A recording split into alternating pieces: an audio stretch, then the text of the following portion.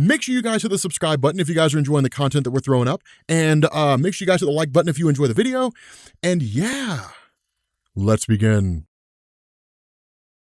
All right, what's going on, guys? This is Rob, and we are picking back up again with Ultron Forever, right? So in the first video, we covered this idea that it really kind of took place in an alternate reality that was kind of introduced during Jonathan Hickman's Avengers and New Avengers. But what you ended up having here was this situation where Ultron had managed to conquer a portion, or at least conquer the Earth at some point in the future. So it made it very similar to the events of the Age of Ultron story. The difference here is that Dr. Doom in this time period seems to exist and basically secure the Avengers from different points in time in order to bring them to a singular location and have them all face off, right? And so what this does is it picks up with Thor from the past, as well as Jane Foster from seemingly the present day at the time this story was written, facing off against their version of Thor from the future, right? This version of Thor that operates as a servant of sorts to Ultron. Now, the funny thing about this is that when Ultron Thor, we'll call him Ultron Thor, when Ultron Thor faces off against Odin's son, he initially gets the upper hand quite readily and then actually delivers a killing blow. The issue here is that Odin's son doesn't die. Now, this goes all the way back to the events of Walt Simonson's run on Thor. And in fact, we're officially, and even Al Ewing actually makes a note of this, that it's in Thor 373. It actually goes back to issues 361 and 362. And the reason why is because following his death at the hands of Mangog, the idea of Thor was to go to the afterlife, to the realm of Hela, secure the soul of Odin, and bring it back, or at the very least, get it to Valhalla. The issue with this is that over time and over the course of that story, because of the fact that Thor had so brazenly invaded her realm, Hela essentially cursed Thor in the sense that he would basically be immortal, but his body would begin to erode away, right? So he would experience all the pangs that come with mortality, that come with aging, right? His body would get old, his body would eventually shrivel up, his bones would get brittle, different things like that. He wouldn't stay youthful for all eternity, but he would never be able to die, right? And so it's actually probably a fate worse than death, to be honest. And that's what's kind of going on here. In this moment right now, Thor, Odin's son, is effectively immortal. And that's really the one thing that saves them here, because in response to that, he basically ends up using his power and channeling it directly into Ultron Thor. And then of course Jane Foster does the same thing. And what this does is it overloads Ultron Thor. He starts speaking in machine language, and then essentially a kind of AI comes popping out. Now when I was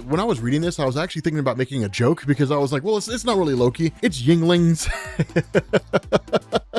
Thor's puking up Yinglings. Any of you guys ever had Yinglings before? You guys know exactly what I'm talking about. But nonetheless, this basically is kind of an AI form of Loki. Now, here's the issue with this, and this is one of the on-running themes that we're going to run into when it comes to Ultron Forever, is that there are a lot of cool things that happen here, but there's not really much explanation as to how it got that way. The only real exception is what we're going to find out with regards to the Asgardians. But as far as Loki, the only real indication we're given here is that Loki's obsession with humanity, with Midgard, and especially Midgard's technology, somehow seems to have led to him becoming a kind of artificial intelligence. And this artificial intelligence was taken by Ultron and basically imbued into Thor, and that's how he's been controlling Thor the entire time. Now, on one side, we could kind of look at this and believe that it's not actually Loki, but on the other hand, we're basically told that it is, right? That it really is Loki. This is the current form he's in now, and he may evolve from there or something along those lines, but essentially, this version of Loki is destroyed pretty quickly by Odin's son, and that's basically it. Again, it's a cool concept, and that was one of the big issues that this story had. There were a lot of really cool concepts that nobody really did anything with, and that was what was so irritating, so disappointing about it all. But ultimately, what we end up doing is kind of following up with a few of these Avengers here and there, especially with James Rhodes, who's really not necessarily totally destroyed, but whose suit is essentially suffering at the moment, as well as Vision, who looks like he's in the process of being overtaken. Both of them managed to kind of save the day. James Rhodes' chest device is kind of out of commission, but he's still got his beams on his hands. At the same time, you've kind of got Ultron, or at least you have a future Vision, this corrupted version of Vision with the modern day Vision, and you kind of get this cool little moment where they sort of improvise in the sense that like Vision basically decreasing his density so it becomes lighter and lighter, and then when the other Vision does the same thing, James Rhodes comes flying through, and then Vision reestablishes his density, and that allows James Rhodes to kind of snatch her up and get him out, right? So it's kind of one step forward, one step back, and then one step forward again, kind of slingshotting himself more or less. But one of the cool things that you kind of get out of this, and this is something exceedingly important to keep in mind, is the immortal nature of the Incredible Hulk. Now, Al Ewing was the one who wrote this story, Ultron Forever. This is the basis behind the Immortal Hulk story as it goes on right now in Marvel Comics. And that was one of the reasons why I wanted to cover this, right? That the Incredible Hulk it had kind of been established over the years in Marvel Comics that there was a sort of immortal nature when it came to the Hulk, right? That the Hulk could never truly die, or if he could, his durability was so extreme, it would take a person with an equally extreme level of power to defeat the Incredible Hulk, right? So it would take somebody with like reality warping abilities, or somebody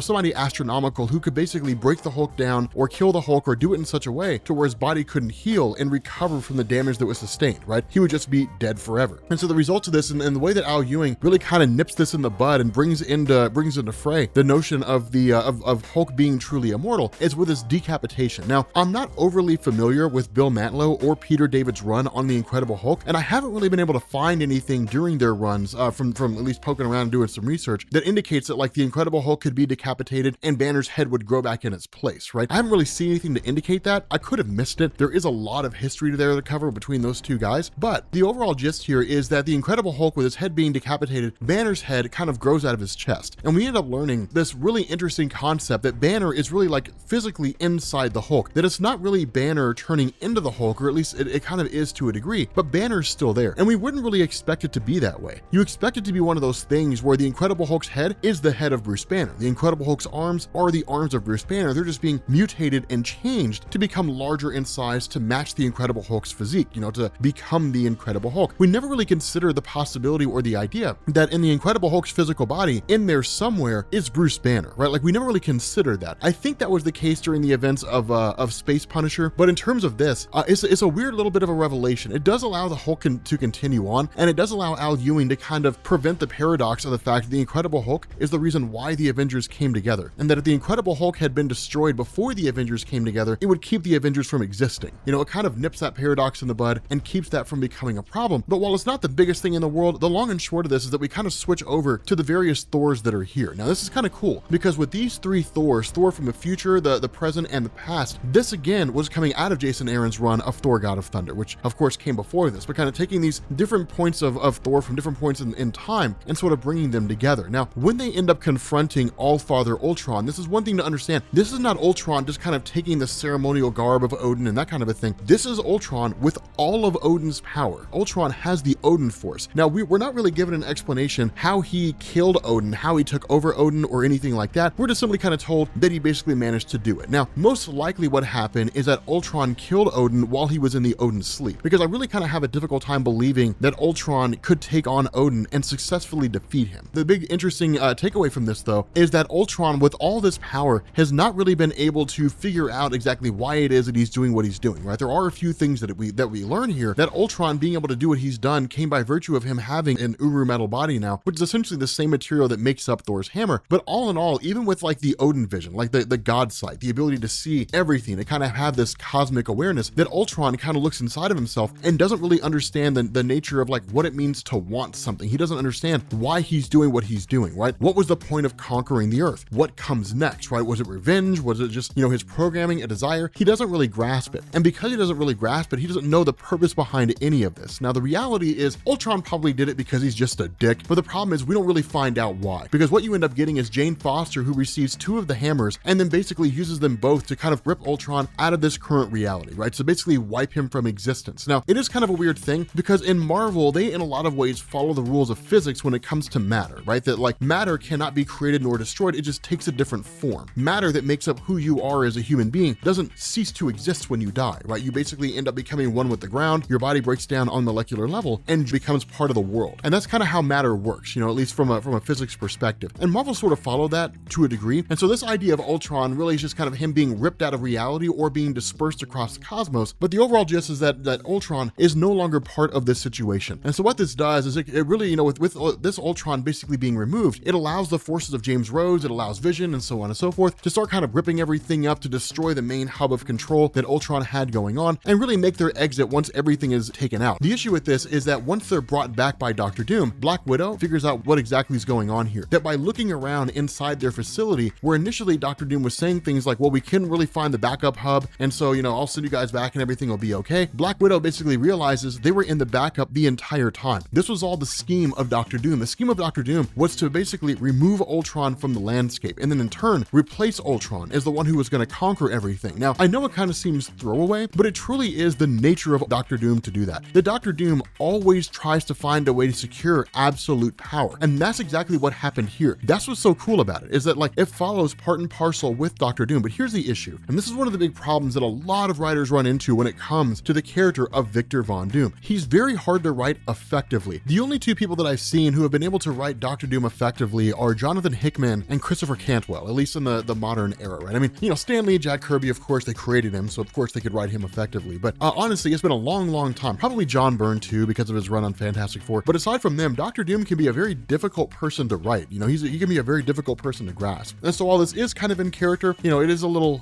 finicky the way it goes down, but it's Doctor Doom kind of getting carried away with himself, right? This idea that Doom kind of runs it all, right? He controls everything. Now, initially, he tries to send the Avengers back in time, right? He tries to send the Avengers back to their respective time streams, but this allows Thor, really both Thors, a moment to kind of intervene and to use their hammers and basically spin the characters away from the time platforms into a different location, right? But what it does do is it allows them to basically maintain their role here, to stay within this time stream and still have the ability to correct everything, to defeat Doctor Doom and to essentially free humanity from his control, right? So it's a cool notion and it's a cool idea. One of these stories where you end up with the defeat of one villain and then pick up with another, which I do always kind of enjoy. But with that being said, guys, we're going to bring this video to an end. If you are new here to Comics Explained, make sure you guys hit the sub button to become part of the Rob Corps. If you guys enjoyed this video, make sure you drop a like, and I will catch you all later.